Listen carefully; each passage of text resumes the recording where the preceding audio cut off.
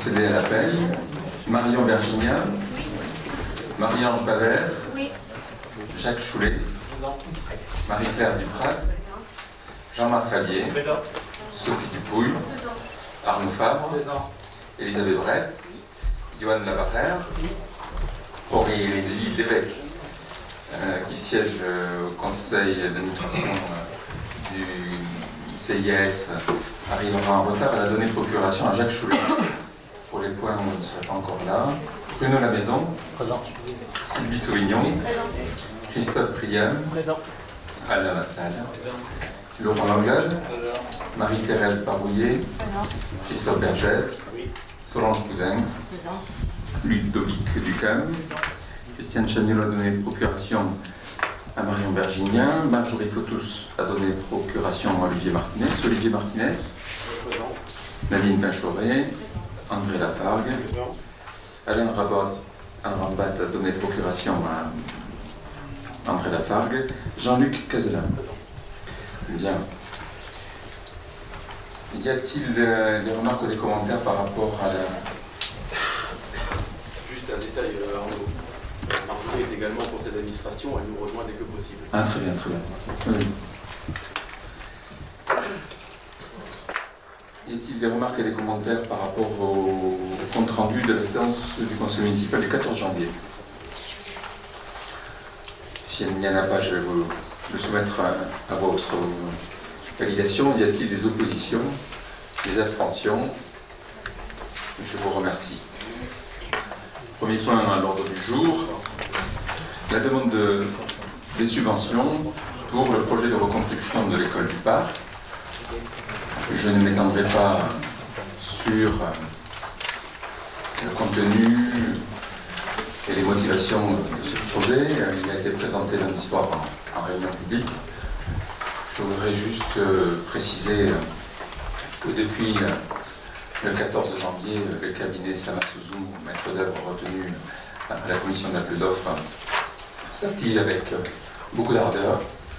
Nous avons mené plusieurs rencontres pour associer tous les acteurs de cette école à la définition de son contenu. Christophe Sorouille, M. Combe et Jean-Pierre Tauzier en premier lieu, puis les services de la ville, périscolaire, intendance, cuisine. L'équipe d'enseignants a été également reçue. Nous avons fait à mi-chemin une commission scolaire et travaux conjoints dès qu'un pré-projet sur la base de ces premières rencontres que je venais de citer a été élaboré. Et puis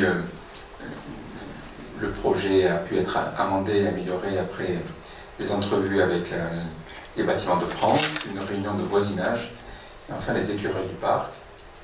Je crois pouvoir dire que nous avons mené une concertation rapide, mais assez complète, de façon à ce que ce projet puisse répondre au mieux aux attentes des uns et des autres. Nous sommes en train de travailler maintenant sur le document de consultation des entreprises. Nous sommes donc dans une phase où on affine en détail les coûts et la nature de chacun de ces travaux. Le permis de construire est en cours d'instruction. Nous aurons demain une rencontre importante ici en mairie où M. le Préfet a tenu sa parole en faisant en sorte que l'ensemble des services instructeurs pour l'accessibilité, pour la sécurité incendie puissent venir et donner leur avis de façon à ce que ce permis puisse être validé d'une façon très rapide. Dès qu'il sera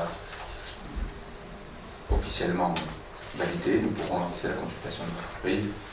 Nous y verrons plus clair dans les délais. Sur le coût, je rappelle à peu près les enjeux.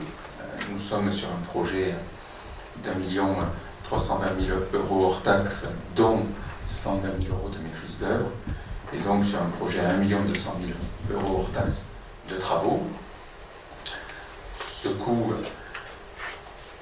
est de nature à nous permettre à la fois de rénover l'école, sa cour, de rajouter un réfectoire et des préaux, de sortir au fond de tout les usages qu'il y avait dans l'ancienne sous-préfecture pour les rapatrier dans des prolongements du bâtiment actuel. Il y a également prévu la numérisation de l'école avec toutes les classes équipées en VPI, une mise aux normes thermiques et l'aménagement des abords avec la possibilité de sortir entre la maison des écureuils du parc et l'école vers la voie nouvelle, de façon à essayer d'optimiser l'aménagement urbain de cette école. Nous sollicitons, plutôt que nous confirmons dans cette délibération, deux sollicitations de principe qu'on avait déjà adressées au conseil départemental à hauteur de 18% conformément à son régime d'intervention et auprès de l'État au titre de la TETR pour un montant de 40%. Voilà, c'est ce que je pouvais vous dire. Y a-t-il sur ce sujet-là des interventions ou des remarques? Oui, Olivier.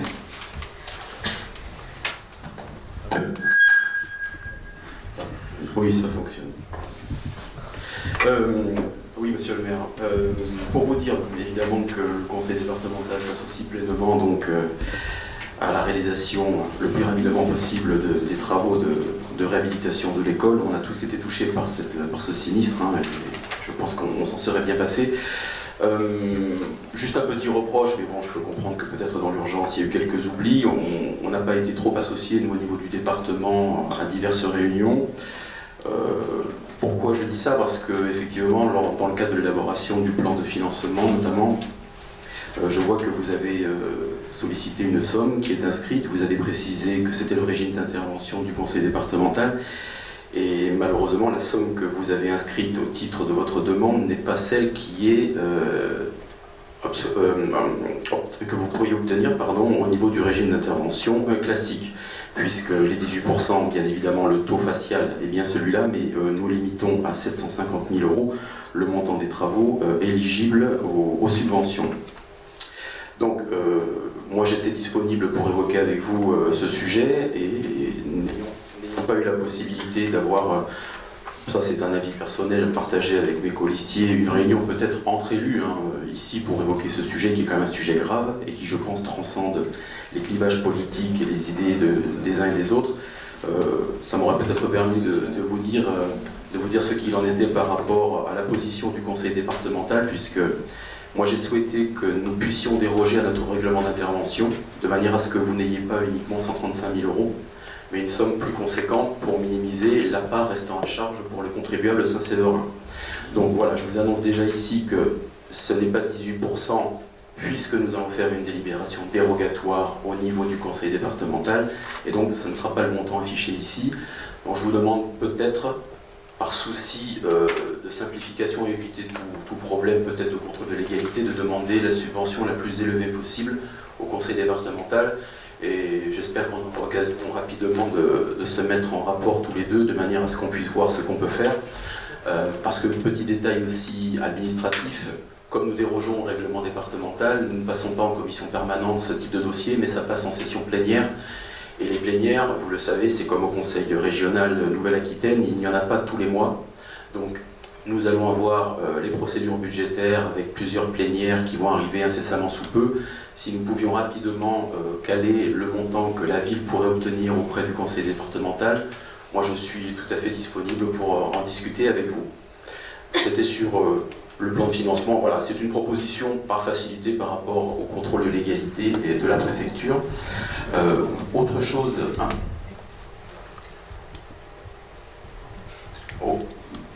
autre élément que je souhaitais porter à la connaissance de l'Assemblée, Xavier Fortinon, qui co-préside le CDEN, le comité départemental de l'éducation nationale, donc a réaffirmé son total soutien à la ville de Saint-Sevé, bien évidemment, et a précisé que, bien entendu, cette année, les enfants seraient accueillis au sein du collège, puisque c'est un bâtiment départemental, et qu'il n'y avait aucun problème à ce que l'année prochaine, puisque les travaux vont déborder sur la prochaine année scolaire, les enfants puissent là aussi être présents dans la configuration actuelle, et si nécessaire, le département est prêt à mettre en œuvre l'allocation d'espaces modulaires. Alors ce ne sont pas des cabanes de chantier, les espaces modulaires ce sont des bâtiments de grande qualité qui auront un coût, mais là aussi, l'effort du département, parce qu'on peut le comprendre, c'est un coût, le département ne répercutera pas le coût de location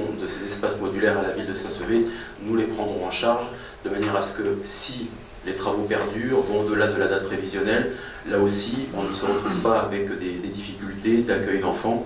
Donc ce deuxième point, je voulais aussi le porter à la connaissance de l'Assemblée. Et dernier point, suite à la demande bien évidemment des enseignants et du directeur de l'établissement, qui m'a contacté directement, nous avons donc fourni l'intégralité des ordinateurs, de l'appareil informatique, des logiciels nécessaires donc aux classes qui ont été sinistrées. Donc aujourd'hui, je pense que le département a fait le maximum. Alors, toute démarche est perfectible, mais voilà, je pense que ces 3 points étaient importants et je devais les évoquer aujourd'hui de manière à ce que tout le monde ait l'information au cas où certains ne l'auraient pas eu. Bien, moi je crois qu'il y a des moments où il peut y avoir des consensus.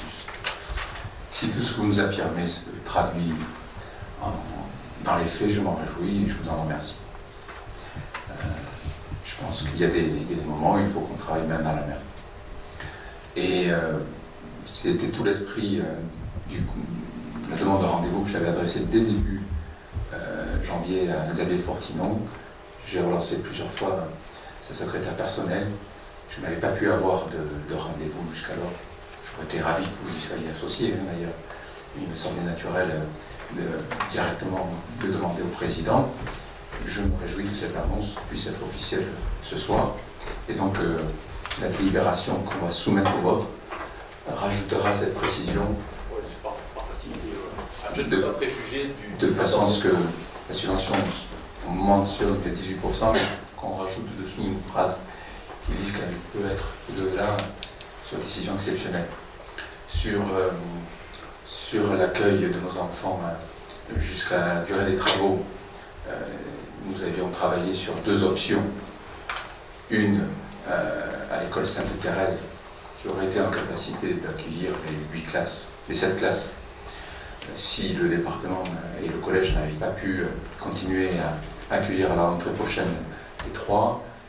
Monsieur Gérard Rose nous avait tenu informé des échanges que vous aviez et de cet effort fait par le département. Je vous en remercie, parce que je crois que le scénario qu'on a trouvé, au fond, donne satisfaction. Les parents nous ont exprimé le souhait, ainsi que les enseignants, de rester dans cette configuration jusqu'au bout. Et je veux en remercier le département et en ce sens votre intervention. Je peux intervenir ? Oui, bien sûr.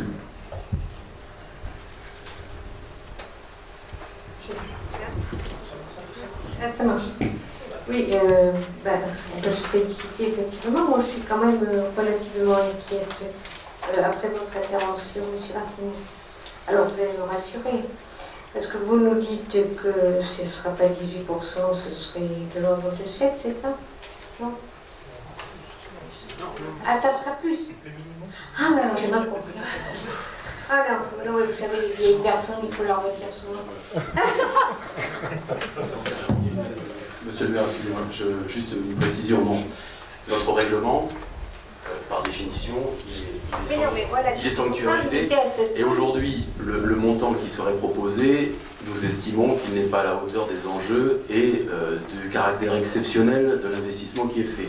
Donc nous dérogeons à ce règlement, et bien entendu l'objectif, si nous dérogeons, c'est pas pour vous donner moins, c'est pour donner plus. Ah là, bon, là je suis rassurée, vous savez, il faut m'expliquer longtemps. Voilà, merci.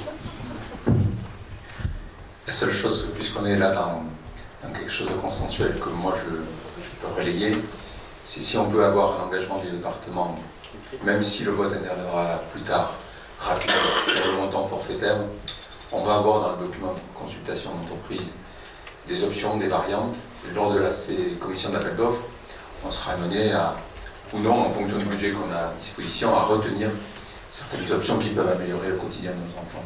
Si à cette occasion-là, on peut déjà avoir, la commission d'appel d'offres devrait avoir lieu début mai, je ne sais pas si courant avril, le département aura été en capacité déjà de nous donner, même si la délibération définitive n'est pas intervenue, mais de se positionner, ça serait bien pour nous. Enfin, pour nous tous, hein, puisque l'opposition participe aux commissions d'appel d'offres. Oui, Oui, donc effectivement, donc, nous, comme je disais tout à l'heure, on engage un processus budgétaire en session plénière. Nous avons les orientations budgétaires et le vote du budget. Donc on a 2 séances pour pouvoir présenter cette délibération à l'ensemble des conseillers départementaux. Je ne veux pas parler à leur place, mais je doute fort qu'on trouve la moindre opposition si on présente ce type de dossier exceptionnel. Donc j'ai bien entendu la date. Quoi qu'il en soit, nous voterons en avril, tout sera plié, bien entendu, comme dans toute collectivité. Donc on a largement le temps d'échanger pour caler un peu les choses. Et ça permettra aussi, voilà, c'est ce que vous avez dit, d'affiner le montant estimatif des travaux à la PS, de pouvoir avoir, on va dire, pas à la louche, mais dans les grandes lignes, le reste à charge pour le contribuable. Sachant que, et on va passer au DOB après, hein, c'est je crois le deuxième point, pour que que les éléments soient clarifiés là-dessus, on a réussi à obtenir de l'assurance montant forfaitaire et non pas d'un remboursement sur facture. On a fait un estimatif du sinistre et on a réussi à obtenir une enveloppe de 500 000 € qu'on peut affecter à ces travaux et donc qui est une recette exceptionnelle de fonctionnement qui sera 100% mise sur ce programme-là.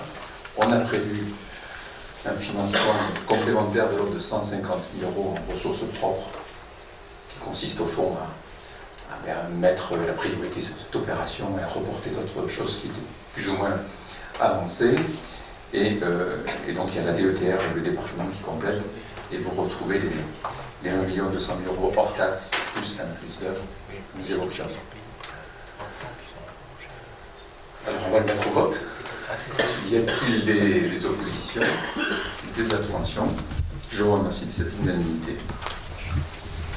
Deuxième point de l'ordre du jour, le débat d'orientation budgétaire. Au fond, c'est la feuille de route de ce que nous pensons et souhaitons faire pour cette année. C'est une obligation, c'est un débat. Et dans ce débat, il y a de la part de l'exécutif à présenter les grandes orientations, les perspectives qui, au fond, encadrent notre action. Est-ce que nous aurons plus ou moins d'argent de l'État? Quelles sont les évolutions fiscales? Quels sont le contexte dans lequel nous évoluons? Et plus concrètement, quelles sont les évolutions de dépenses que nous prévoyons de faire cette année? Quelles sont les priorités en termes de modernisation de notre cité?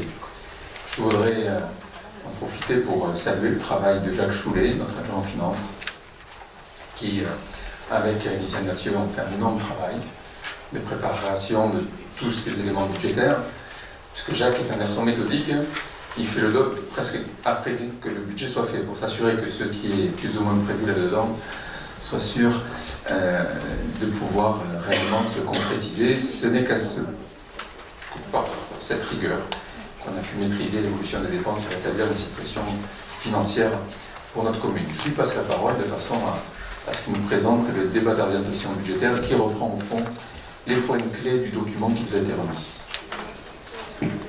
Bon, d'accord. Effectivement, le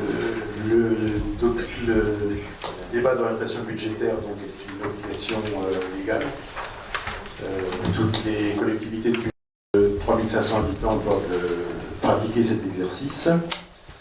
Donc, il y a un document qui a été réalisé, que vous avez reçu et que vous avez tous lu, et donc qui reprend ce que va être l'année 2019 pour la commune de Saint-Sevé, du moins ce que l'on souhaite qu'elle soit. J'ai pas voulu faire une relecture du document, parce que bon, c'est long, et puis comme vous l'avez lu, de toute façon, ça ne sert à rien de le répéter. Donc on a fait quelques slides qui reprennent les points qui nous ont semblé importants et qui répondent aux questions, parce qu'un débat d'orientation budgétaire, donc c'est décrit par la loi et ça doit répondre à un certain nombre de questions. Et donc ces slides répondent à ces questions. Donc nous avons souhaité poursuivre la rigueur budgétaire qui a été notre travail depuis 2014. Ça va se traduire par cette année qu'il n'y aura toujours pas de hausse d'impôts et il n'y aura pas d'augmentation des tarifs municipaux. La situation reste en l'état par rapport à l'année précédente. En ce qui concerne le budget, ce budget est toujours pénalisé par le désengagement de l'État. Donc hier j'ai fait une commission finance dans laquelle j'ai dit quand même qu'on était un peu soulagé parce que depuis qu'on est aux affaires, l'État n'a fait que se désengager. On a eu des baisses de DGF très importantes tous les ans. Et cette année, en 2019, c'est statu quo par rapport à 2018. Donc, dans un certain sens, ça peut être positif et c'est un soulagement. Mais quand même, quand on voit qu'on a perdu 323 000 € de DGF depuis 2013, si on fait, parce qu'on a perdu tous les ans, on perdait, si on additionne tout ça, on dépasse largement le million d'euros de perte de DGF. Donc ça a été quand même un coup très rude pour les finances. Et cette année, bon, ça reste à peu près pareil, sauf que on sait que l'inflation a repris en France, et donc on perd quand même si c'est pas une baisse en valeur absolue, on perd quand même l'inflation qui a lieu actuellement dans le pays. Donc voilà, c'est une satisfaction un peu mitigée quand même. Qu'est-ce qu'on a comme autres éléments qui sont intéressants dans ce budget, donc qui vont faire quand même que ce budget est spécial? On a ces recettes exceptionnelles de 500 000 € pour la réfection de la reconstruction de l'école. C'est un gros chapitre parce qu'habituellement, dans recettes exceptionnelles, on n'a pas des sommes de cette nature. Mais bon, c'est 500 000 €, vous avez entendu les chiffres qui ont été annoncés tout à l'heure, ils ne seront pas trop, et additionnés aux subventions, ça nous permettra quand même de refaire une école qui soit très qualitative. Et il faut je dois vous dire que ces 500 000 € seront utilisés à 100% pour l'investissement de l'école, parce que des fois, on touche des choses et puis on les utilise à d'autres choses. Je ne stigmatise personne, mais enfin, c'est des choses qui arrivent. Donc, les 500 000 €, ils seront utilisés à 100% pour l'investissement de l'école. En ce qui concerne donc le budget, sur les dépenses de fonctionnement, les dépenses de fonctionnement seront en baisse à compétences équivalentes. Pourquoi je dis à compétences équivalentes? Parce que cette année, avec la communauté de communes, on a eu des retours de compétences, des compétences qui étaient prises par la communauté de communes ont été rendues aux communes, donc notamment les trottoirs et les lagages. Et ces transferts de compétences en sens inverse se sont faits sans contrepartie financière. Donc ça veut dire que pour faire des trottoirs et pour faire du lagage, c'est la commune qui va payer et elle ne recevra aucune compensation de la communauté de communes, ce qu'on était en droit d'espérer, parce que généralement, quand les compétences vont dans un sens ou vont dans l'autre, ça s'accompagne de transfert d'argent.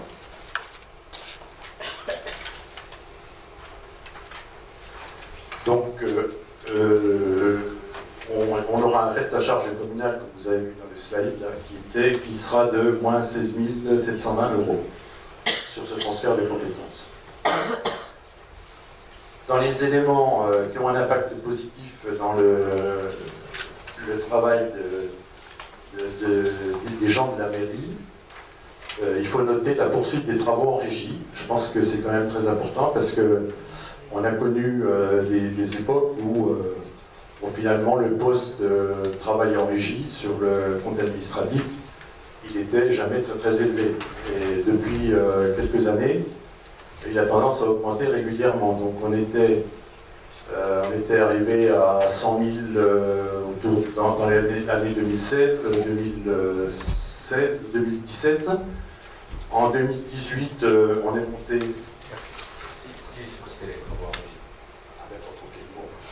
Alors, oui, donc en 2018, je termine mes chiffres, on est monté à 120 000 et cette année, donc, on prévoit que ça s'élèvera à 150 000. Qu'est-ce que sont les travaux en régie?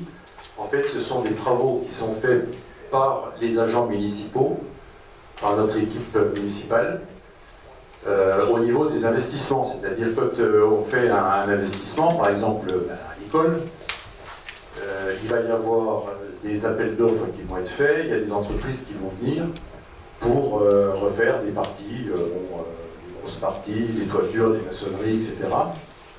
Par contre, on a prévu que notre régie municipale, donc notre équipe bâtiment, sera en mesure de refaire certains travaux, comme par exemple ce qui a été fait, les toilettes aux Jacobins ont été entièrement refaites par l'équipe municipale. Et même à l'ancienne école. Cette année, pour qu'on a ce montant, la piscine, qui est en cours de rénovation, est en très grande partie faite par nos agents. Qui font toute la peinture, qui font toute la menuiserie, qui font les faïences, et donc une grande partie des cours de métier ne sont pas faits par des entreprises extérieures, mais par nos agents. La plomberie aussi, et on a aussi un électricien qui, à longueur d'année, fait des travaux d'investissement. Donc je pense qu'il faut souligner ces tout fait parce que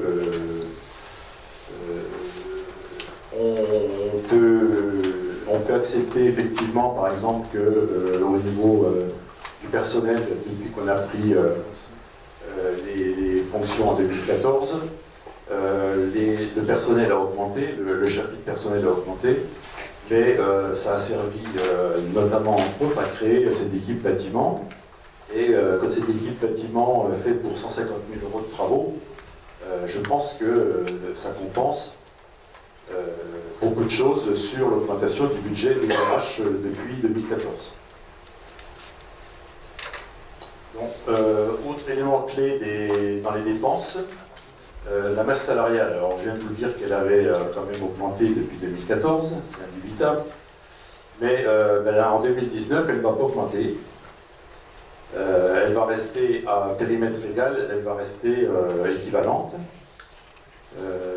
Par contre, nous avons rajouté une enveloppe de 25 000 €. Donc tout à l'heure, on va avoir un point qui va porter sur le RIFSEP et je pense que ça va être l'objet de débat, on va pouvoir en parler.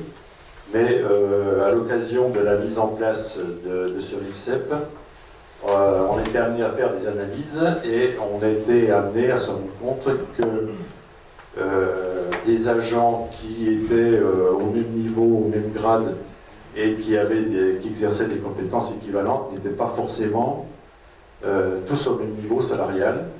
Et donc nous avons décidé qu'il y aurait une remise à plat de ces rémunérations et que tout le monde serait au même niveau pour des compétences et pour des travaux équivalents et des compétences équivalentes. Et ça nous a amené donc à mettre une enveloppe de 25 000 € dans le budget RH afin de pouvoir arriver effectivement à mettre en place cette équité. Qu'est-ce qu'on peut dire encore dans les dépenses comme fait caractéristique? Donc ce sera le soutien renouvelé aux associations avec un budget identique à 2018 qui, je vous le rappelle, était le budget aux associations le plus élevé qu'on n'avait jamais vu dans un budget prévisionnel sur la mairie de Saint-Sevé. Et donc nous avons atteint en 2018 ce sommet et nous le répercutons à nouveau en 2019. Ça, ce sont pour les dépenses. Pour les recettes, donc, bon, j'ai pas fait de slide parce que finalement, il n'y a pas grand-chose à dire. C'est parce que les recettes restent sensiblement équivalentes à ce qu'on a fait en 2018. Alors à quoi va servir toutes ces étapes de fonctionnement, donc dépenses et recettes? Ben, ça sert notamment à dégager de l'argent pour poursuivre les investissements, pour mettre dans les investissements. Vous savez que les investissements se font grâce à l'autofinancement, donc la différence entre les recettes et les dépenses de fonctionnement, les subventions, les emprunts, ce sont les moteurs de l'investissement. Donc maintenant, nous allons parler de l'investissement. Nous poursuivons le schéma que l'on développe depuis 2014, c'est-à-dire moderniser la ville dans toutes ses composantes. Et donc en 2019, nous allons avoir un programme d'investissement qui va rester d'un niveau très élevé. Après 2018, qui nous a vu dépenser 3 600 000, nous avons prévu 2 700 000 d'investissement en 2019. Donc vous voyez là sur le schéma qu'on a mis là sur le slide,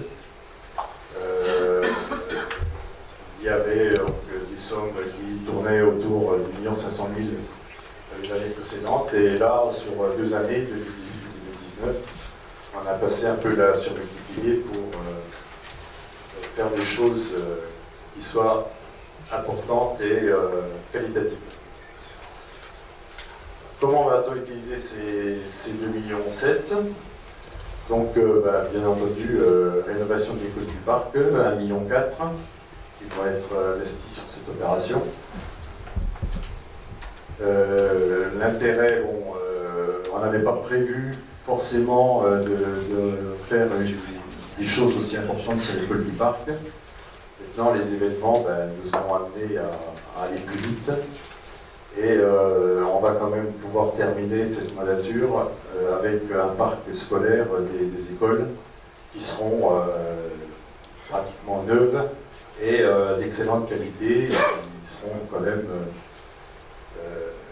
un gros souci, un gros intérêt pour tous les parents d'élèves et tous les gens de Saint-Sevé, car on ne peut que se réjouir d'avoir des écoles qui soient en bon état et qui soient dotées de tous les équipements nécessaires, et sécurité, etc.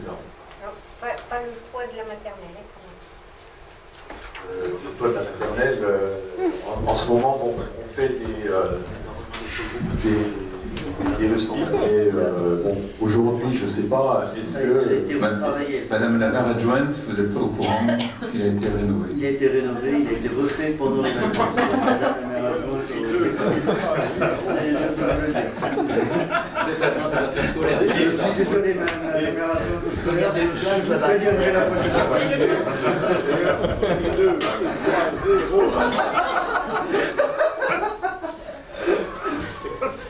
Bon, voilà, ça dépend l'atmosphère.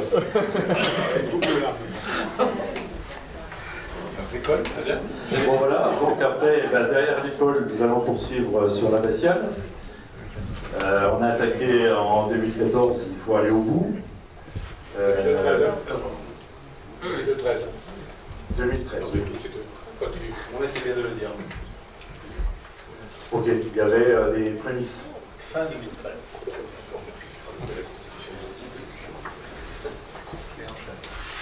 Donc l'abbatiale, on va aller, cette fois-ci c'est la dernière tranche, et on va en terminer avec cet édifice.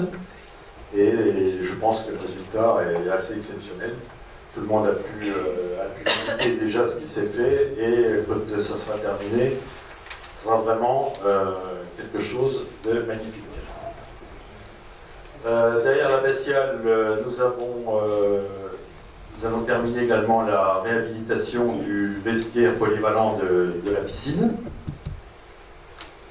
pour 283 000 €. Donc l'intérêt de ce vestiaire, c'est que lorsqu'il y a des grosses manifestations sur la plaine des sports, que ce soit les tournois de foot, de rugby, que ce soit le collège, que ce soit des utilisateurs sportifs. Différentes manifestations sportives. On manquait souvent d'outils et de vestiaires et d'endroits pour que les gens puissent se changer, etc. Maintenant, grâce à cette rénovation, qui en avait bien besoin, il faut connaître les choses, nous avons un outil qui va bien fonctionner sur la plaine des sports. Nous poursuivrons par l'amélioration des espaces publics. Notre objectif, quand on est arrivé, donc Saint-Soleil n'avait plus de fleurs, et on a toujours travaillé dans l'esprit de pouvoir redonner une beauté à la ville dans ce domaine. Et donc, ça devrait se traduire en 2019 par le retour de la première fleur. Et voilà, après, il y aura la deuxième, il y aura la troisième. Mais il fallait passer par là, et donc nous travaillons encore en 2019 dans ce sens.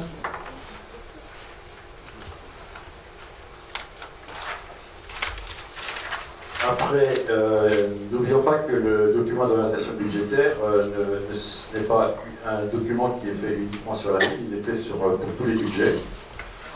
Et donc, il y a également comme budget le budget de l'eau, le budget de l'assainissement, l'écoquartier et le musée. Donc, nous avons, donc, il n'y a pas de slide sur le musée, mais le musée va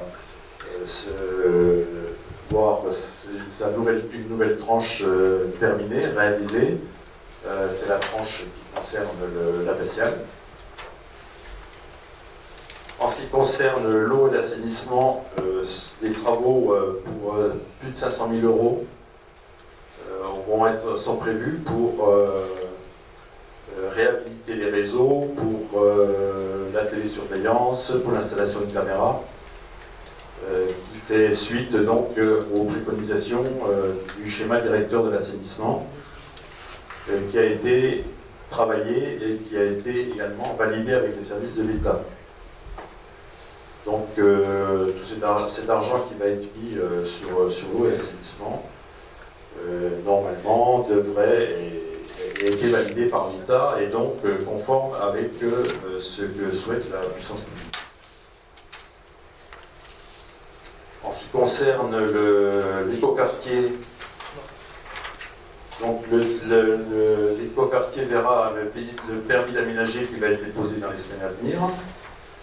Et donc en 2019, on a les phases avenue Gérard Leclerc et lotissement Malraux qui vont débuter, donc avec 12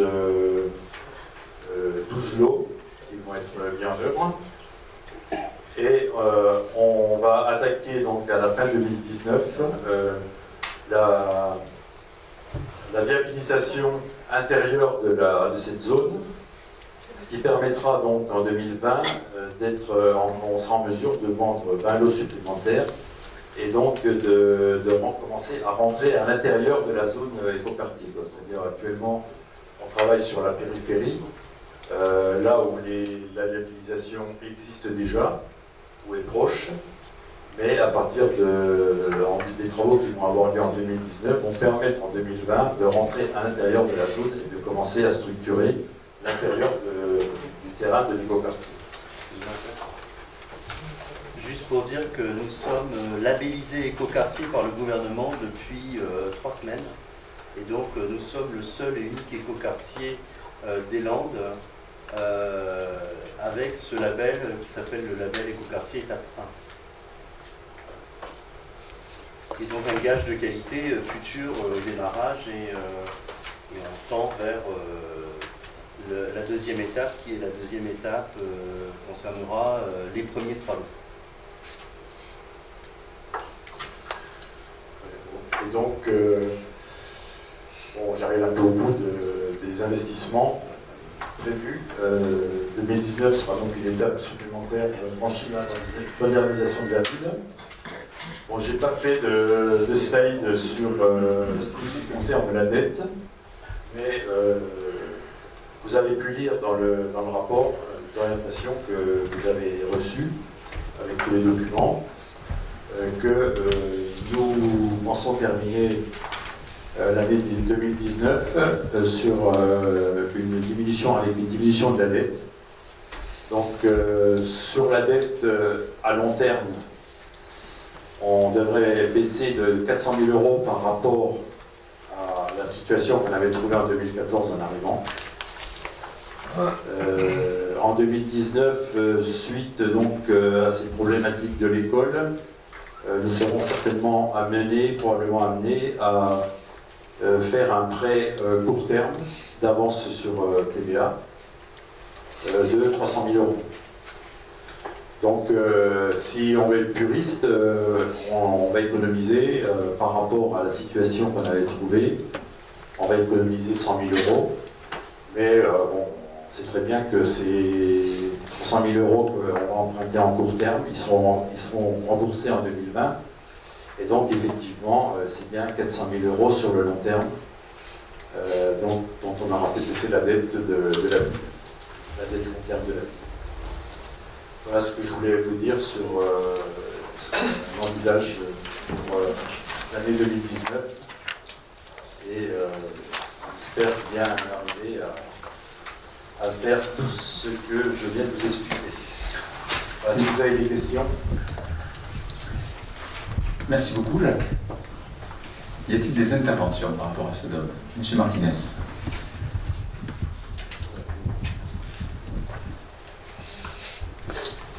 Petit rectificatif concernant les baisses de dotation de l'État. Il ne faut pas prendre 2013 de M. Choulet. Vous êtes comptable depuis 2014 de la gestion de la ville. Et quand on fait le calcul, ce n'est pas 1 million d'euros de DGF cumulés en moins que nous trouvons, hein, c'est un peu plus de 600 000 euros. Et avec l'augmentation d'impôts de 2016 de plus de 320 000 euros, qui, elle, se reproduit chaque année, hein, puisque ce n'est pas une seule fois, c'est désormais la même chose en plus à prendre dans les poches de Saint-Séverin, on constate qu'en 2016-2017, on cumule une baisse de DGF qui, par le plus grand des hasards, correspond exactement à votre augmentation d'impôts. Donc, ne laissez pas croire que vous avez perdu beaucoup d'argent de la part de l'État et que vous avez été modeste dans le prélèvement fiscal. Ce n'est pas vrai.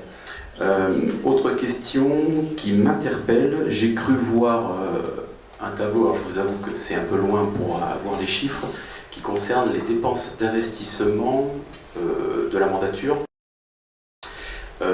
Les chiffres que vous avez présentés ne correspondent pas au tableau de la page 20. Et je vous avoue, ça m'interpelle. Je vais de suite répondre. Dans les tableaux de la page 20, il y a les crédits émis, les mandats émis et les restes à réaliser. Alors, comme les restes à réaliser, si tu les cumules chaque année, ça a tendance à surdimensionner l'investissement annuel. Et donc il nous semblait plus juste, c'est pour ça qu'on a corrigé le document qu'on présente ce soir, de présenter avec les mandats émis, sachant que bien entendu, sur 2019, on est dans le budget prévisionnel et qu'il y aura un taux d'exécution qui minorera probablement le montant de 2,7 millions. Et ça nous permettait de montrer quand même à la fois le pic d'investissement de 2018 et que 2019 sera aussi une année exceptionnelle en montant d'investissement. Si on a le même taux d'exécution que l'an dernier, qui était de 86%, on sera à 2,4 millions, 2,5 millions d'investissement, ce qui est 1 million de plus que la moyenne des 5 années précédentes. Quant à 2014, je ne suis pas d'accord avec toi, on n'a pas souvent la même manière de compter. On a bien connu en 2014, sur le budget que nous avons eu à voter et à mettre en œuvre, une baisse des dotations par rapport à 2013. Et donc l'action municipale de 2014 s'est faite avec moins d'argent de l'État qu'en 2013. Voilà. C'est vrai qu'en 2014 c'était un peu plus faible, ça s'est accentué après. Et comme toutes les communes, on a eu à faire face à cette baisse de dotation. Et je suis quand même très surpris. J'ai souvenir ici d'un mandat dans l'opposition, où à l'époque vous hurliez, parce que Nicolas Sarkozy et François Fillon n'augmentaient pas plus vite que l'inflation. Alors, vous me dites qu'il manque que 600 000 plutôt qu'1 million. Vous devriez être unanime avec nous. D'ailleurs, c'est une décision de tous les élus, quel que soit leur bord, pour dire cette baisse a mis à mal les finances de toutes les collectivités locales, quelles qu'elles soient. Je pense que c'est le discours que vous tenez au département. Mais je n'ai jamais dit le contraire. J'ai toujours dénoncé. Non, excusez-moi, la question que tu nous as laissée. Enfin, mais si je suis d'accord que c'est quand même plus difficile de faire une action municipale avec la baisse des dotations qu'on a eues. Je vous dis que vous êtes comptable de l'exercice 2014 et postérieur. En 2014, il y a une somme de dotation. Au chapitre 74, je les ai ici, vous vous doutez bien que j'ai les chiffres. Et après, on cumule et on est bien à 615 000 € de baisse.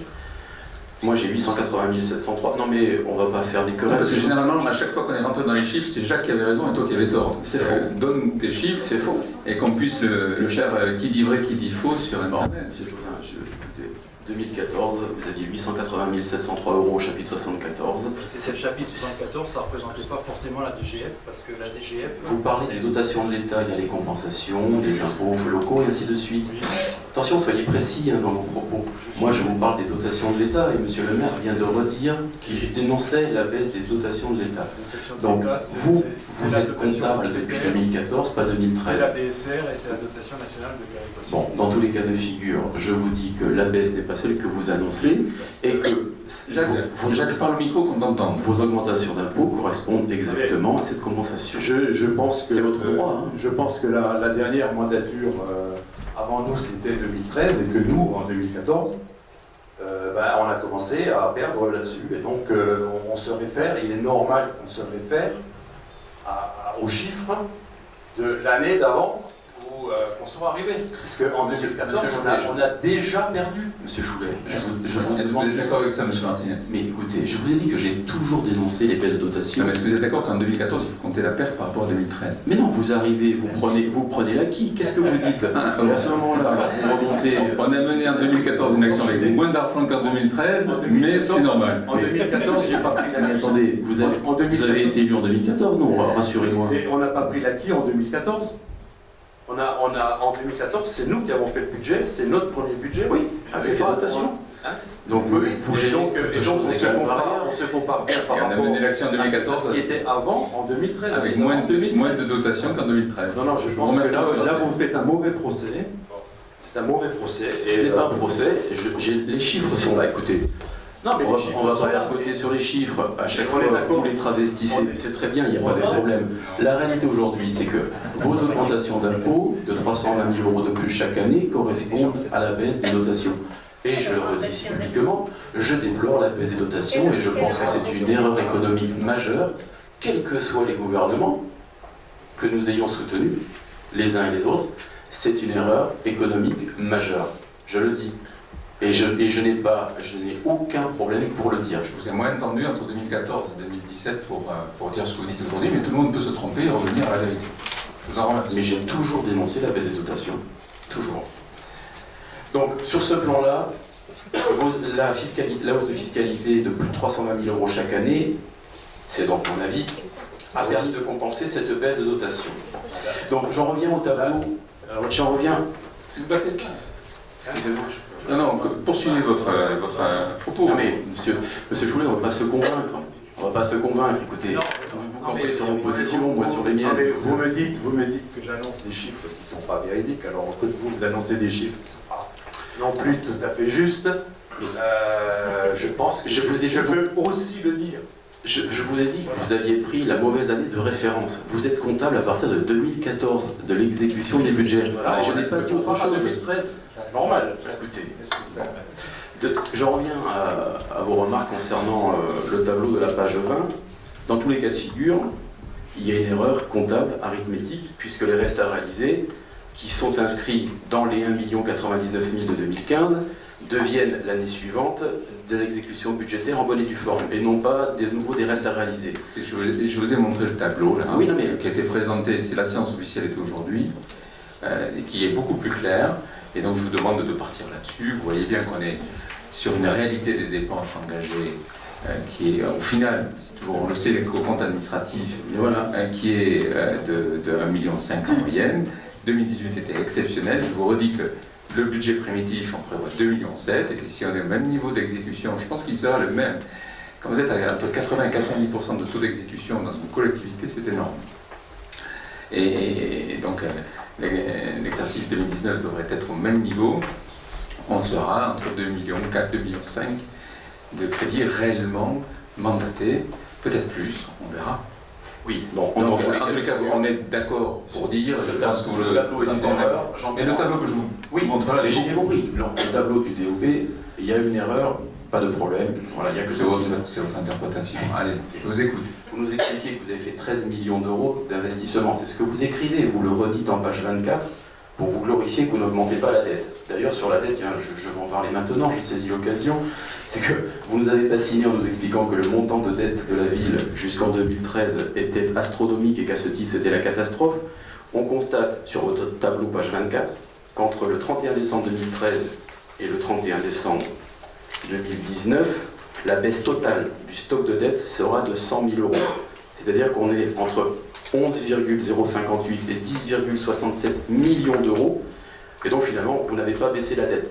Donc finalement, on se rend compte que vous vous accommodez finalement assez bien d'un stock de dette important et que ce qui était considéré comme une catastrophe attendue lors de votre élection, finalement, n'est pas si grave que ça. Venant d'une ancienne majorité qui en 2 mandats a mis 6 millions de dettes en plus, qui l'a doublé, venir nous dire, alors qu'on paye chaque année le remboursement de cette dette excessive, qu'on n'a pas suffisamment baissé en baissant de 400 000 euros, c'est un peu gonflé. Mais bon, la campagne arrive, vous pouvez convaincre des gens, je crains que vous n'en convainquiez pas beaucoup. Je n'ai pas dit 400 000, j'ai dit 100 000, c'est votre chiffre. Mais vous savez 100 000 euros sur 11 millions, monsieur Tosin. Ce qui était une catastrophe pour vous il y a 5 ans, aujourd'hui, finalement, vous vous en accommodez. C'est un constat. On a rétabli une capacité de remboursement parce qu'on a amélioré l'épargne générée chaque année. On a baissé les dépenses à caractère général par rapport à 2013. Et donc, ce qui compte, il y a le stock et la capacité à le rembourser. Et on a amélioré ces 2 critères, et la preuve, en début de mandat, on avait beaucoup de mal à aller chercher de l'emprunt, et aujourd'hui on y arrive. Maintenant, on poursuivra la baisse de la dette. Si on n'avait pas eu l'école, on aurait baissé la dette globale de 400 000 euros. On a un événement exceptionnel qui nous amène à investir 1,4 million. Il est naturel que la TVA qu'on nous rembourse, qu'on va payer toute cette année, mais qu'on nous remboursera qu'en septembre 2020, on aille chercher un crédit court terme pour qui se clôturera en septembre 2020. Bon, voilà. Oui, Jacques.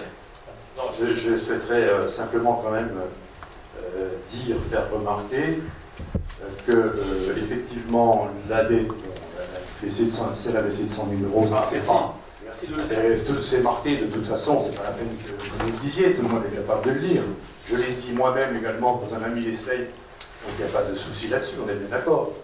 Sauf que, donc on a réussi à stabiliser, mais avec ça, on a quand même réussi à faire autant et même un peu plus d'investissement que pendant la mandature précédente.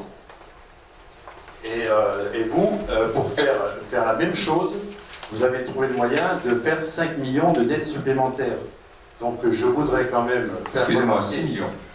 6 millions de dettes supplémentaires, donc je voudrais quand même faire remarquer à l'Assemblée que nous avons mené un travail qui était quand même assez exceptionnel et assez fort, parce qu'arriver à faire la même chose en économisant 5 millions d'euros et en se payant, on mettra ce qu'on voudra, mais des baisses de DGF, des dotations très importantes, je pense qu'on a quand même un peu mieux travaillé et un peu mieux réalisé que ce qui avait été fait à la dernière mandature. Oui, M. Martinez. Oui, alors, c'est vrai que la colonne de 2018 est un peu surprenante. J'attends que les comptes administratifs soient présentés. Voilà, j'espère que effectivement ce sera ce montant, parce que vu la moyenne sur les 4 premières années de votre mandature, il va falloir expliquer que vous avez fait autant que vos prédécesseurs. Je vous dis tout simplement une chose, c'est que votre calcul, je le comprends, pour ne pas augmenter la dette, vous avez fait la démarche inverse. Vous n'avez pas souhaité répondre à des besoins de satisfaction de services publics dans cette ville sur les 5 dernières années. Qu'avez-vous fait?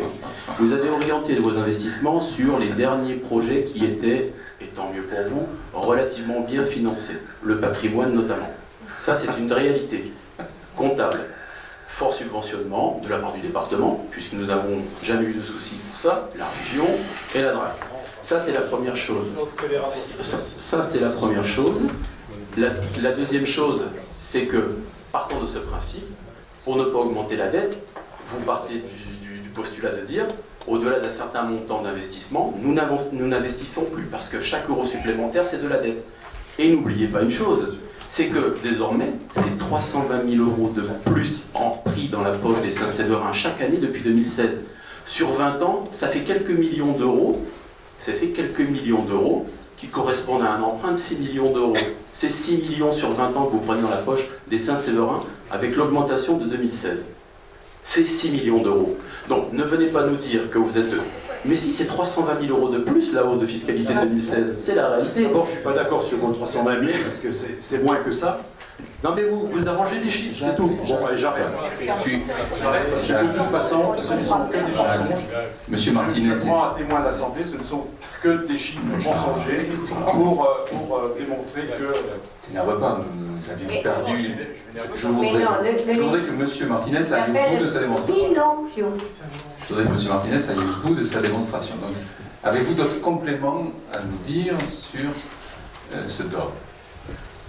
Non, mais pour finir, parce que c'est la réalité, quand vous avez le chapitre 73, non mais... Votre réalité. Mais écoutez, ce sont vos chiffres. Moi, je ne fais que reprendre les comptes administratifs validés par la DGFiP. La réalité, le chapitre 73, les impôts et taxes, qu'est-ce qu'on voit? En 2015, 3 595 000 euros de prélèvement. En 2016, 3 900 000. Le seuil, le passage, est à 300 000 euros passés. C'est ce que vous prélevez désormais chaque année en plus mécaniquement dans les poches des Saint-Séverins. Et je vais aller jusqu'au bout de ma démonstration, puisque dans le DOB, il y a quand même quelque chose qui mérite d'être signalé.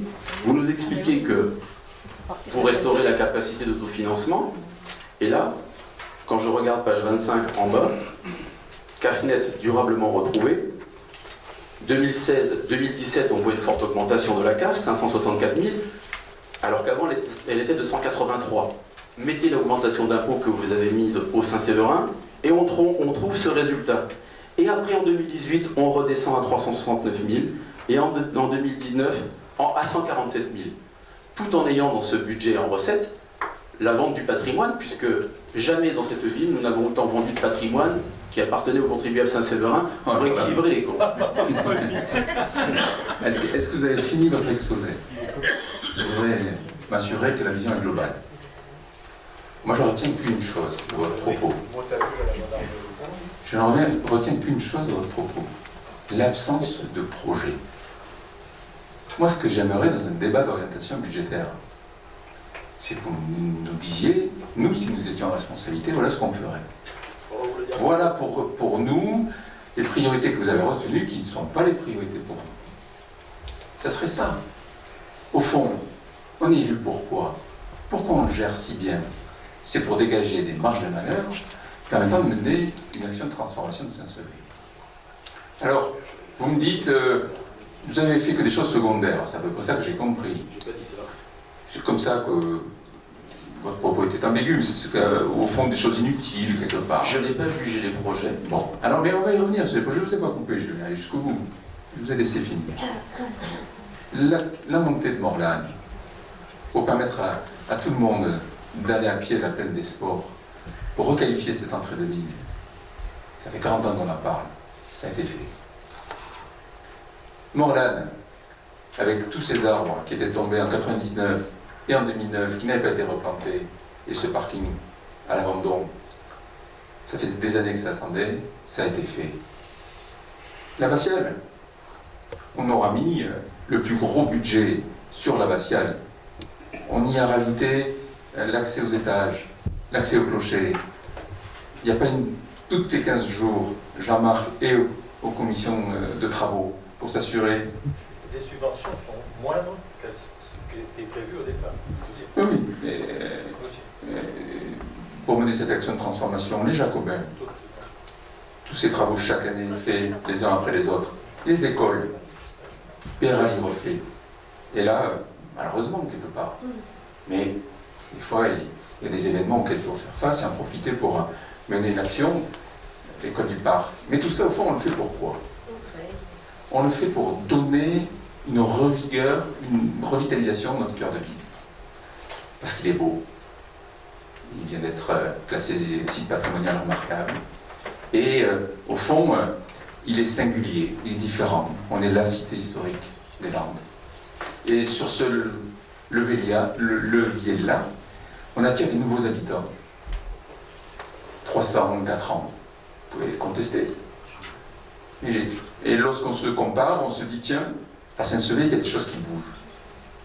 On a une vigueur associative, chaque année renouvelée, avec des nouveautés. Une expo de photos la semaine dernière. Une bourse, voilà, un événement culturel de plus. Et donc, je crois qu'on mène une action de transformation profonde de Saint-Sevé, avec à la fois son ADN préservé, cette cité de caractère est magnifiée, qui donne envie à des gens de la visiter, un nombre de touristes à l'implantation, mais aussi des gens de nous rejoindre. L'écoquartier, qu'est-ce que j'ai pas entendu? L'Arlésienne. Nous sommes maintenant sur le site officiel, seul lotissement classé. Nous avons, dans ce débat, nous précisons, nous pensons que nous aurons vendu en fin d'année les 10 premiers lots et qu'à la fin de l'année, nous pourrons rentrer dans les quartiers par la maison de service, rejoindre par une route nouvelle le lotissement Notre-Dame et la crèche, et qu'en fin d'année, il y aura 20 lots de plus que les 11 premiers mis à la vente et disponibles pour accueillir des nouvelles populations. On aurait pu faire un lotissement comme partout ailleurs, on a essayé de faire en sorte que ce soit un lotissement de qualité. Parce que Saint-Sevé n'a pas été simplement une ville qui a inventé ce label rouge signe officiel de qualité. C'est une ville qui, dans tout ce qu'elle cherche à faire, cherche à le faire avec qualité.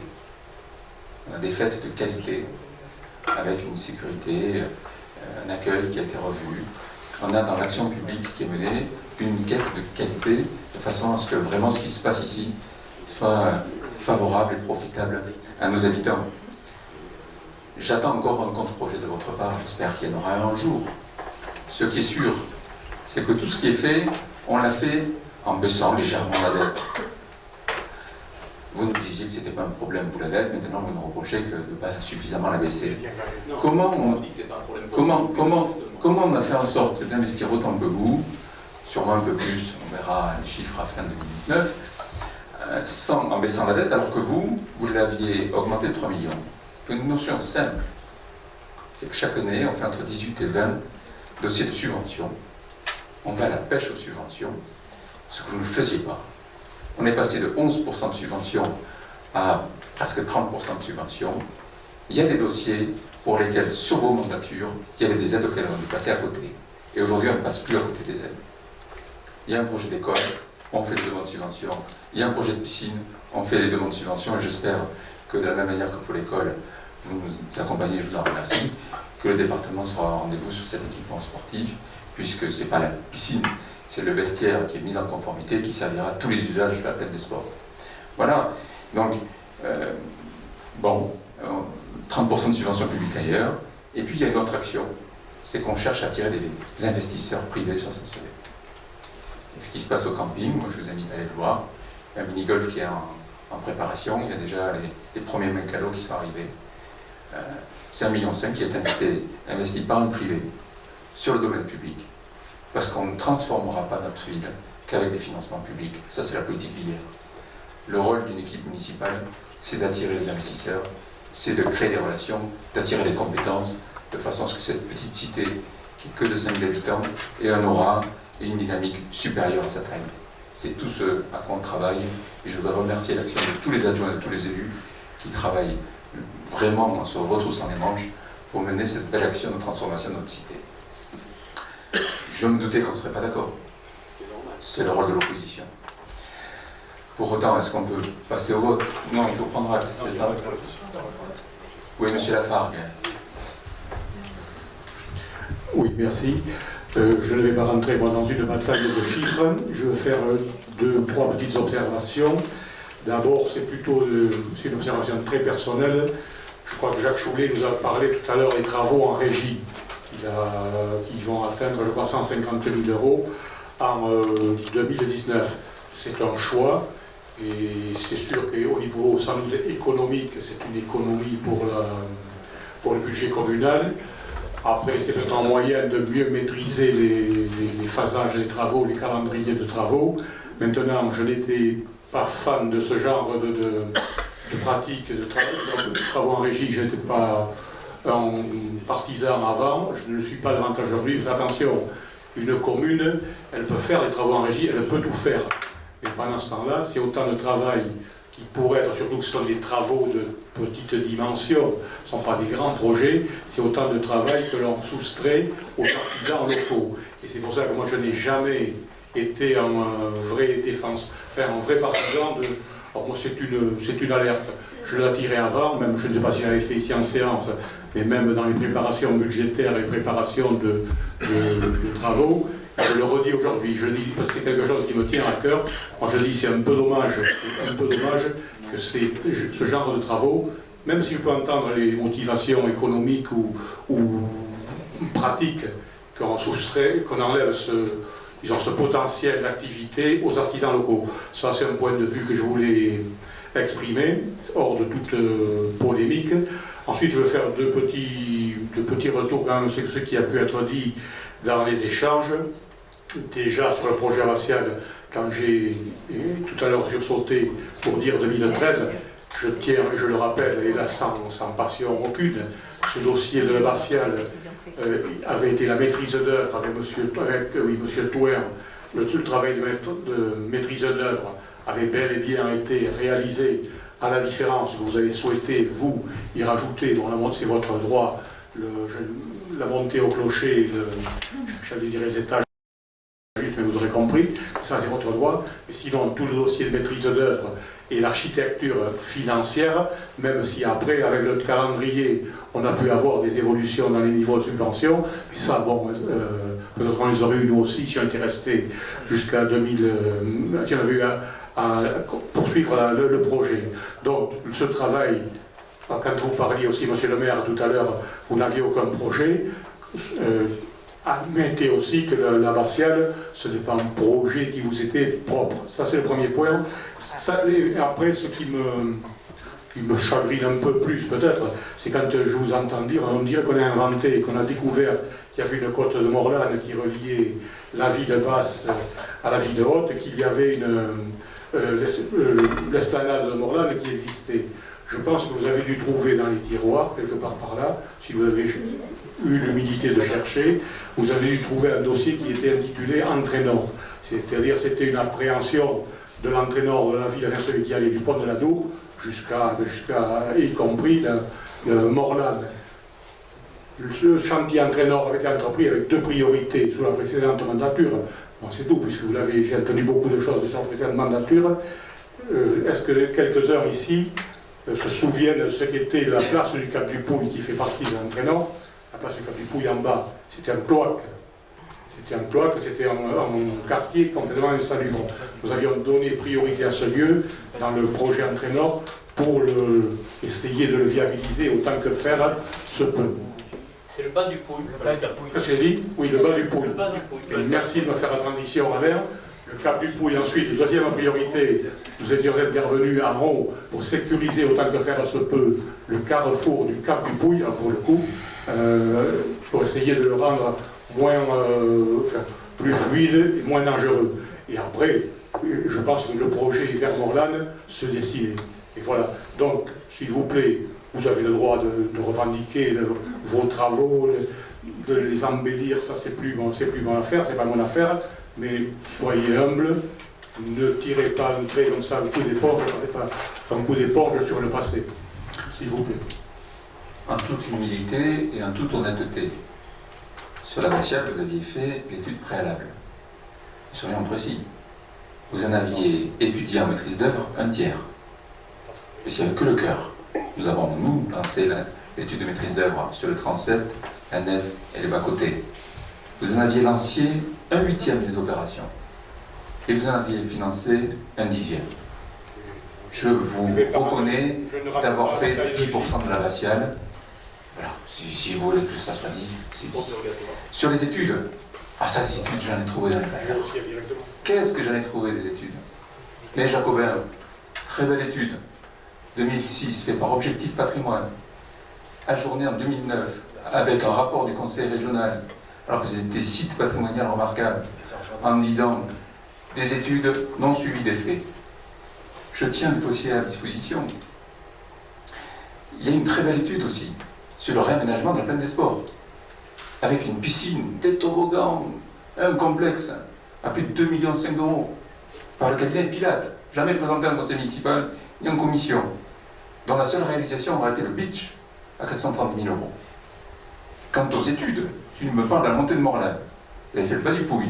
Il y avait aussi dans ce très beau projet l'option de passer sous la grande route pour que, au fond, les abattoirs puissent rejoindre le bas du Pouille pour 500 000 euros. On n'a pas fait donner suite à cette étude-là. On a fait un projet plus sobre, avec un trottoir, et en libérant les belvédères, la vue, parce qu'on a fait l'effort de nettoyer les pentes. Bon voilà, je ne suis pas en train de dire qu'on n'avait rien fait. Vous avez fait la station d'épuration, c'est un vote consensuel qu'on était dans le session, on avait voté pour. Voilà. Aujourd'hui, il y a un choix clair. C'est pour nous Saint-Sevé, c'est une ville dont le patrimoine et la gastronomie sont dans l'ADN pour attirer un public nouveau. On veut gagner des habitants parce qu'on a les équipements pour accueillir plus d'habitants, pour faire de ce pôle un pôle vivant. Et voilà. Donc dans tout ce qu'on fait, on cherche la qualité, une esthétique jolie et durable. Je crois que les Saint-Sévériens en sont à son sentissé. Je vais passer au vote, s'il faut que nous prenions. Arnaud, concernant, on a parlé de la régie qui fait du travail artisanal, mais la mise en place de l'écoquartier, va susciter dès la construction, et on voit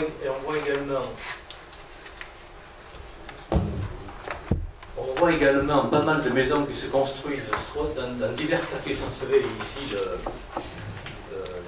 boulevard de Droit-Blanc, mais à 1200 endroits Saint-Sevé. Au niveau de l'artisanat, je pense qu'il y a une attention particulière et un développement de la ville par le travail artisanal et par la construction. Il y a eu 18 permis délivrés l'an dernier. Très sincèrement, dans plusieurs appels d'offres, tu sais très bien, tu es membre de la commission d'appel d'offres. Il y a des corps de métier pour lesquels les entrepreneurs actuels ne peuvent plus répondre. Parce qu'on manque de jeunes formés à ces métiers-là. Souvent par dimensionnement du chantier. Mais heureusement qu'on a un menuisier en interne. On sait très bien que sur la menuiserie bois, on n'a personne localement qui répond. On a même eu des lots sans réponse, qu'on a relancés en priant des fois les entreprises de bien vouloir répondre. J'ai souvenir d'une facture dans les comptes de 75 € pour changer une ampoule.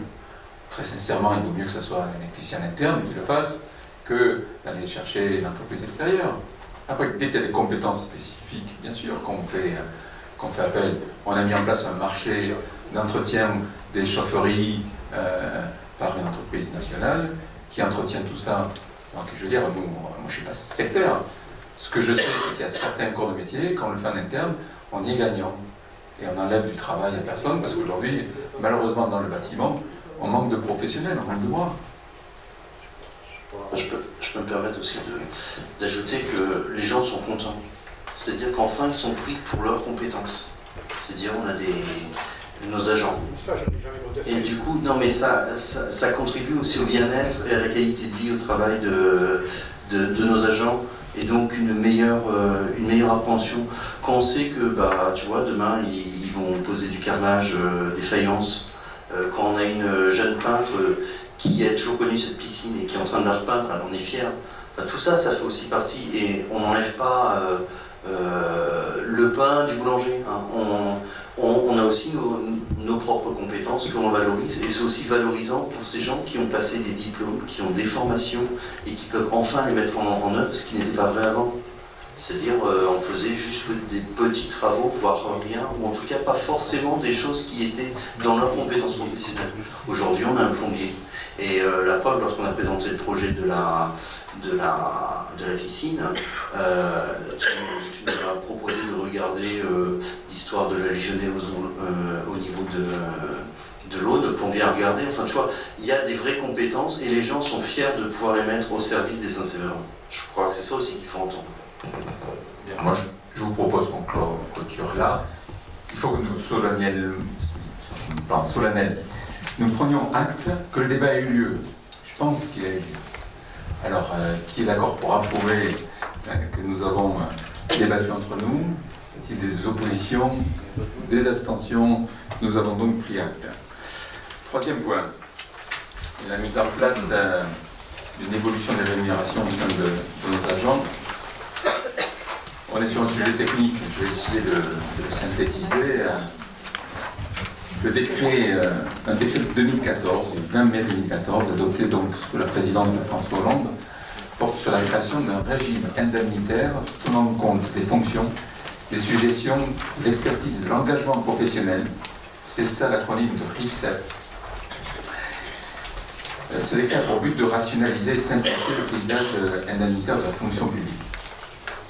Ce nouveau régime indemnitaire est en vigueur depuis 2016. La commune de Saint-Sevé fait partie des 30% des collectivités en France à ne pas encore l'avoir mis en place. Ce régime, cette réforme ne modifie pas la partie liée au traitement de l'agent. En la matière, il n'y a aucun changement. Mais il faut savoir que nombreux sont les fonctionnaires qui, en complément de leur traitement, ont un complément de salaire, qu'on appelle le régime indemnitaire. Il existe bien sûr des collectivités ou des catégories de personnel qui n'en bénéficient pas parce que ce régime indemnitaire n'a pas de caractère obligatoire. Pour autant, là où il y en existe un, la loi nous oblige à adopter un nouveau régime indemnitaire. Toutes ces primes, au fond, qui s'appelaient IAT, IUMP, appartiennent au passé et il convient de délibérer pour fixer un nouveau tableau permettant à chaque agent de savoir en fonction des missions qui lui sont confiées quelles sont les rémunérations complémentaires auxquelles il pourrait avoir droit. L'objectif qui a été le nôtre dans cette action a été à la fois de rendre ce régime indemnitaire plus lisible, que les gens comprennent pourquoi certains ont un montant, d'autres plus, d'autres moins, et équitable. Dans ce nouveau régime indemnitaire, la loi nous oblige également à ce qu'il y ait une part variable qui est liée à la manière de servir. Au fond, est-ce que la mission confiée est bien ou pas bien exécutée? Nous avons fait le choix de porter cette partie variable à son maximum, 10% du régime indemnitaire pour les catégories C, 12% pour les catégories B et 15% pour les catégories A, afin de récompenser l'engagement professionnel.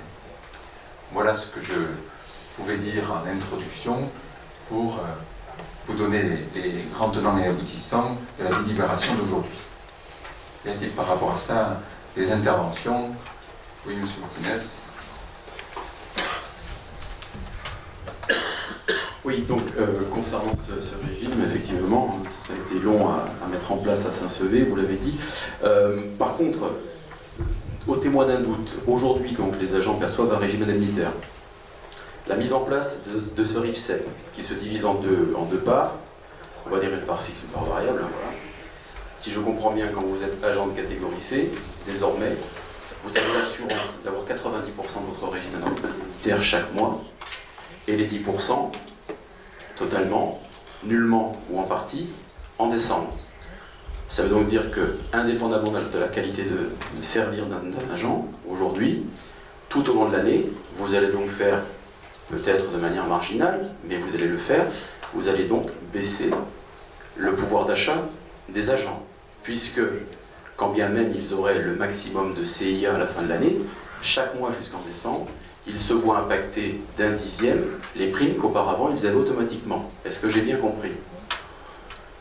À partir du moment où il y a une part variable et que la loi nous oblige à la verser en une fois, dans toutes les collectivités de France, dès lors que le RIFSEP a été mis en place, il y a une partie de la rémunération qui, puisqu'elle est variable et qu'elle est payée en une fois, vient en moins chaque mois pour être versée en une seule fois. En gros, il y a certains agents de catégorie C, pour prendre un exemple, la moyenne c'est un régime indemnitaire de 120 €, et donc ils ont effectivement 120 € versés en une fois en fin d'année et 10 € de moins chaque mois. Sur l'année, ça revient au même.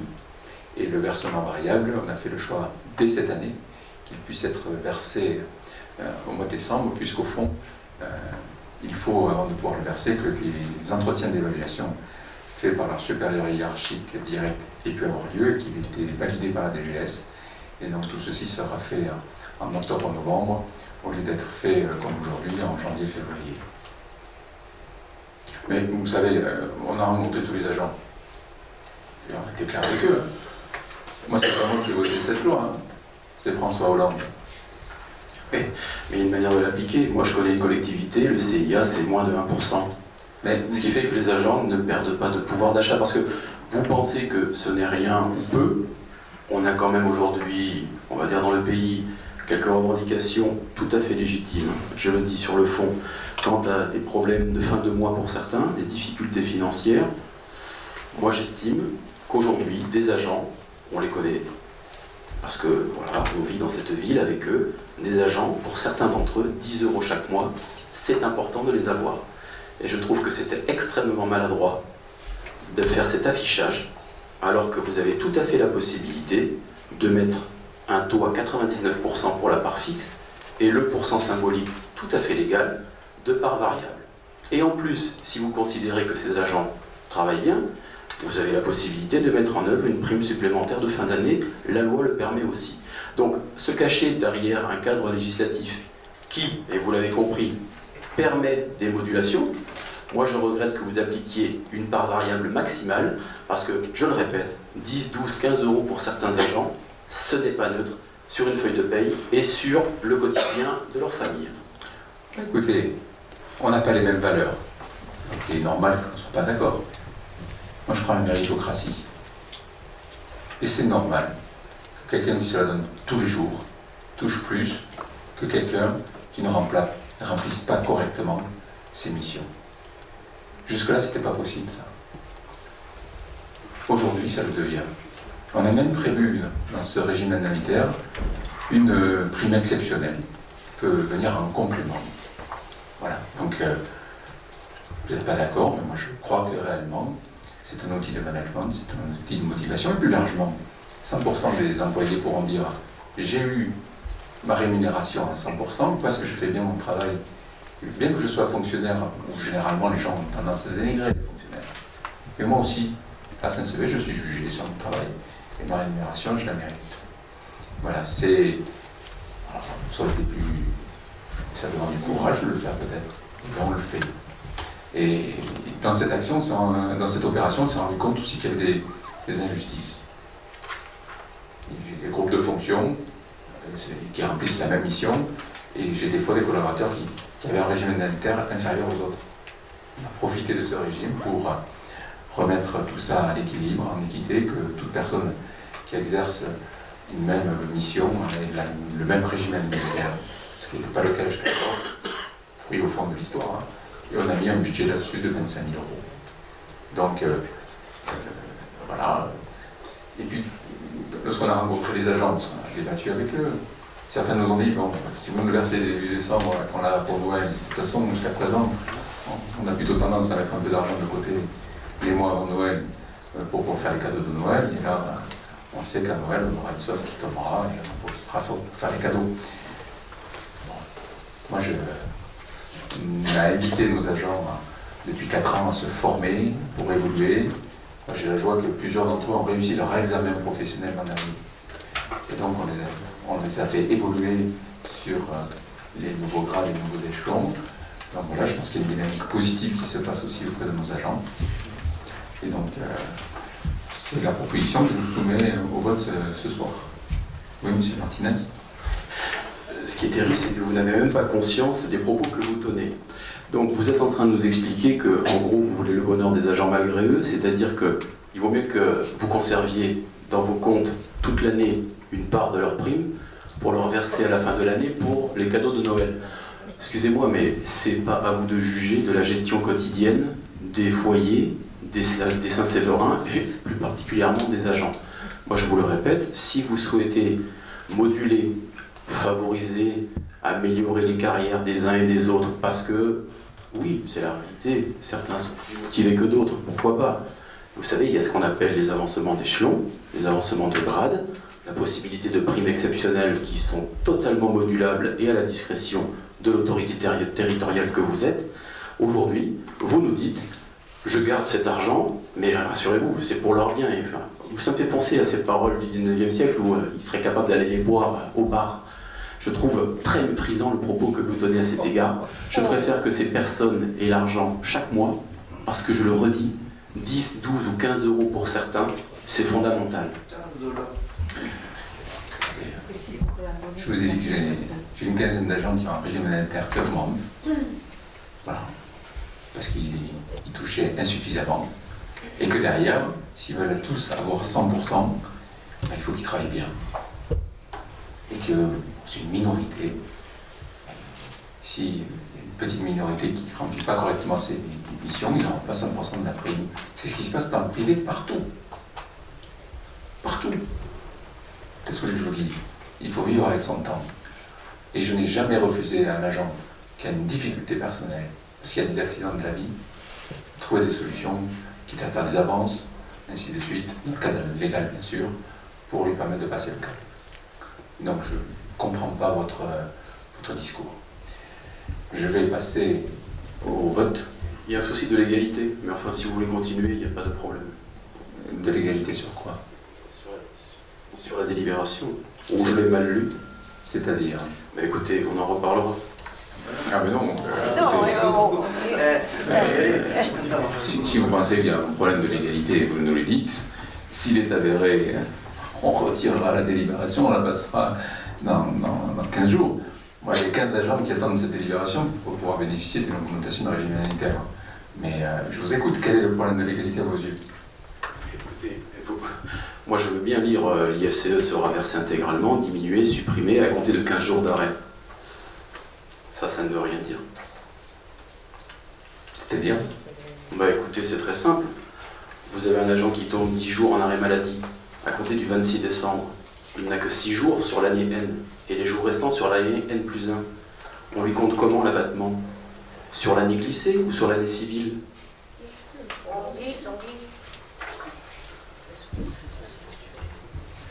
L'IFSE, il est versé chaque mois.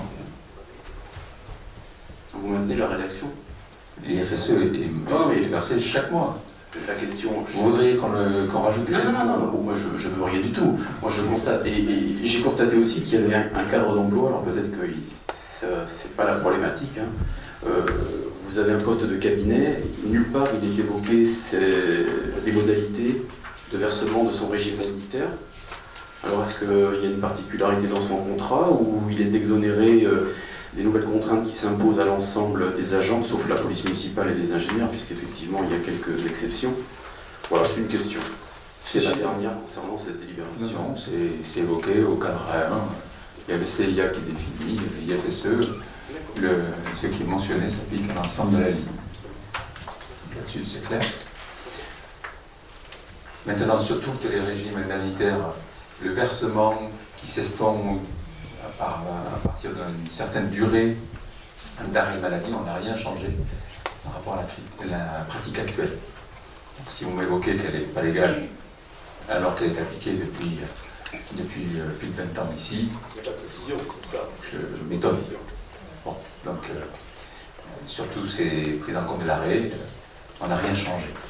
On a repris exactement ce qui existait aujourd'hui et qui est en vigueur et qui n'a jamais été contesté ni par le centre de gestion ni par le receveur municipal. Voilà. Écoutez, moi je vous propose qu'on passe au vote. Y a-t-il des oppositions? Y a-t-il des abstentions? Je vous remercie.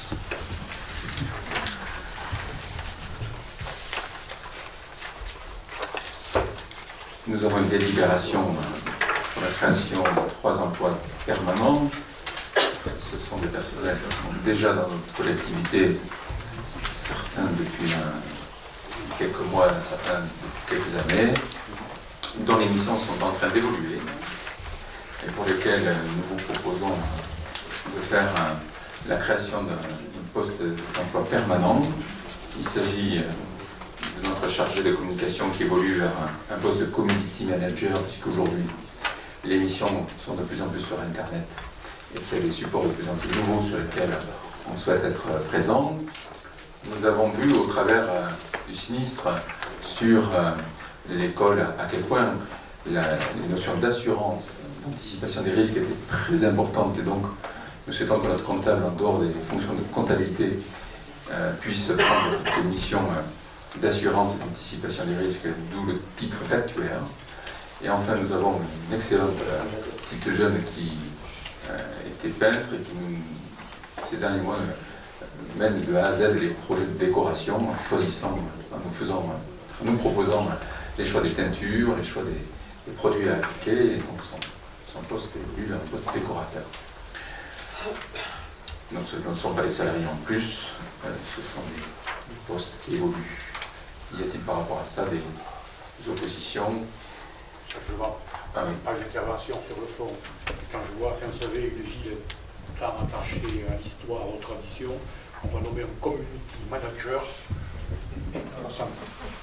C'est la boutade du soir.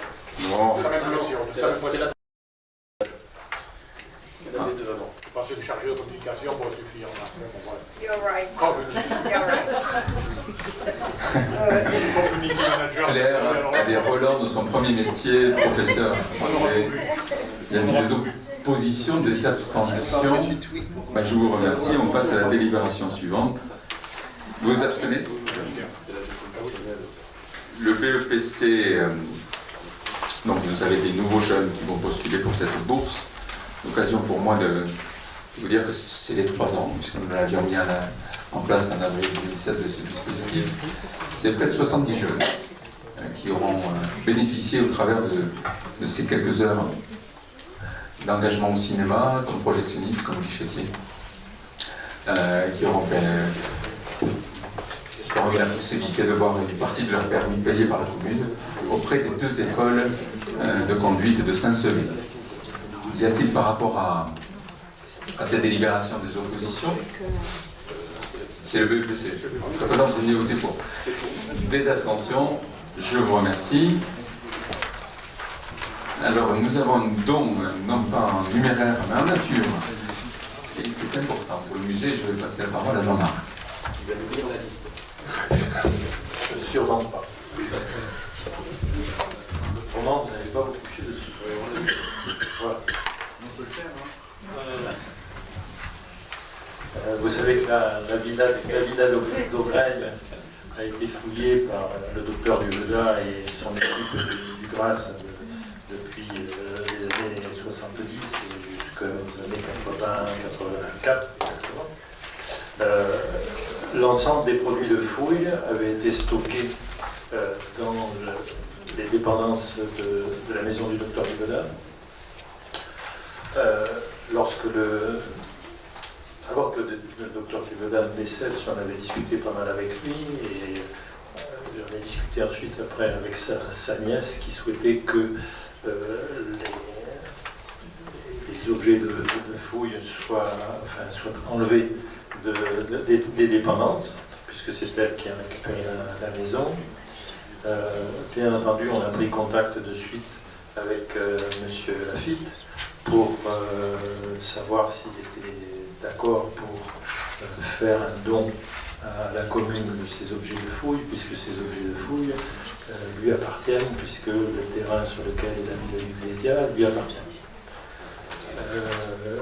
Il nous avait donné un accord de principe, et c'est pour ça qu'avec le GRAS et puis les gens qui nous suivent dans les opérations pour notre patrimoine, nous avons vidé complètement le grenier des dépendances de M. Duveda, et nous avons chargé ça dans des grandes caisses, et ces grandes caisses sont allées aux anciens abattoirs. Et de là, eh bien, nous avons travaillé de concert avec la DRAC et notamment les services d'archéologie de la DRAC, qui nous ont dit que ce fonds était très très intéressant et qui nous soutiennent, qui nous ont soutenus d'abord dans une première opération qui était une opération d'inventaire qui a eu lieu l'année dernière, l'année d'avant, puisqu'on a pu le présenter au moment des Journées européennes du patrimoine, le travail d'inventaire qui avait été fait. Donc tout a été classé, tout a été mis dans des caisses, dans des poches, etc. Et donc, à partir de ce travail d'inventaire, nous avons pu également, donc, grâce au service de l'archéologie de l'ANRAC, faire un certain nombre d'études. Et donc, il y a des études qui ont déjà eu lieu, il y en a d'autres qui vont avoir lieu. Donc, il fallait officialiser tout ça, et c'est le but de cette délibération, c'est d'autoriser le maire de la ville à signer cette convention de don de la part de Philippe Laffitte à la ville de Saint-Sevé sur tous ces objets de fouille de la villa publique. Voilà.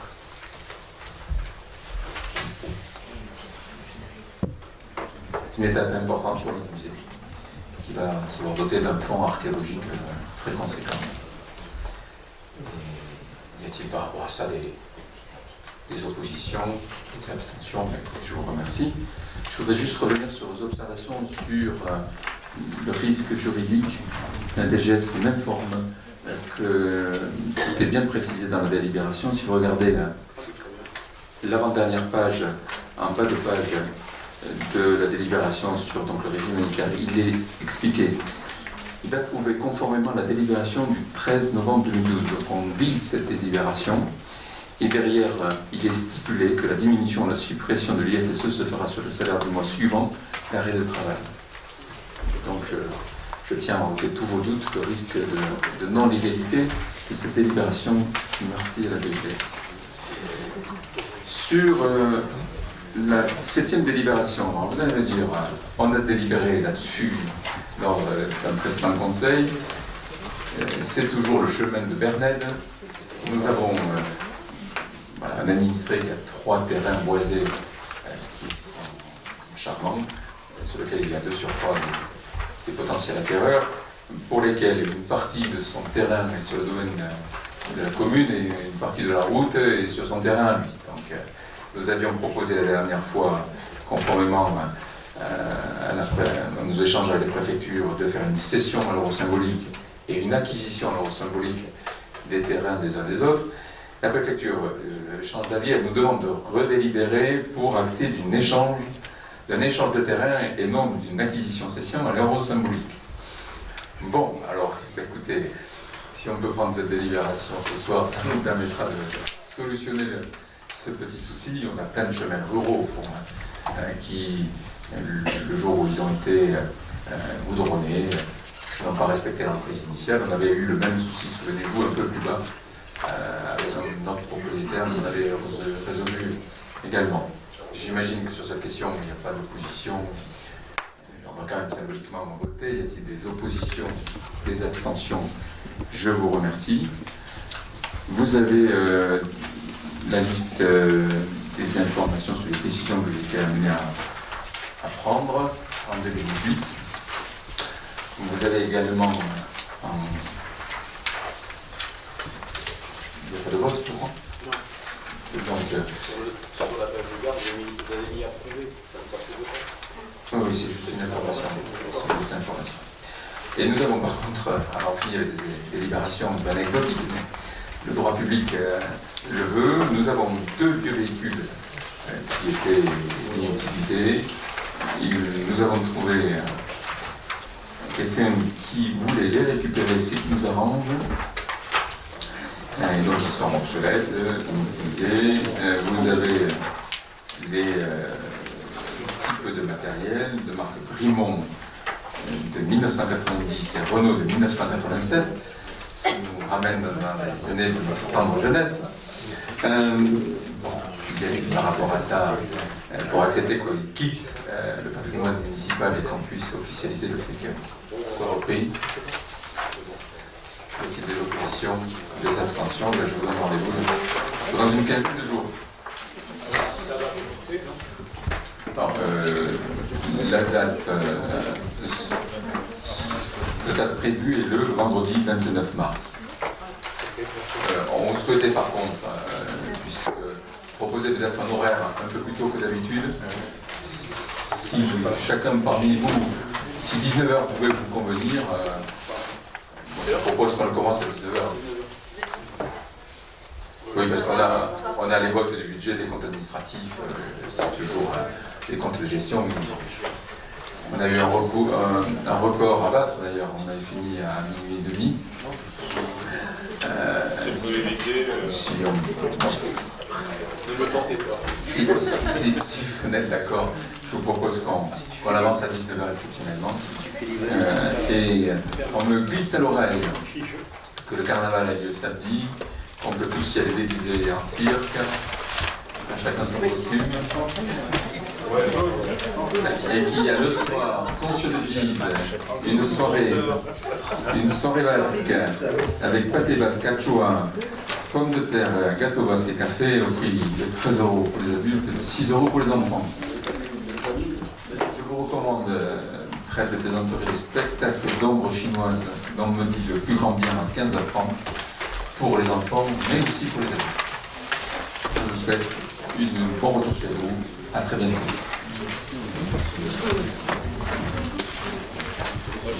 Gracias.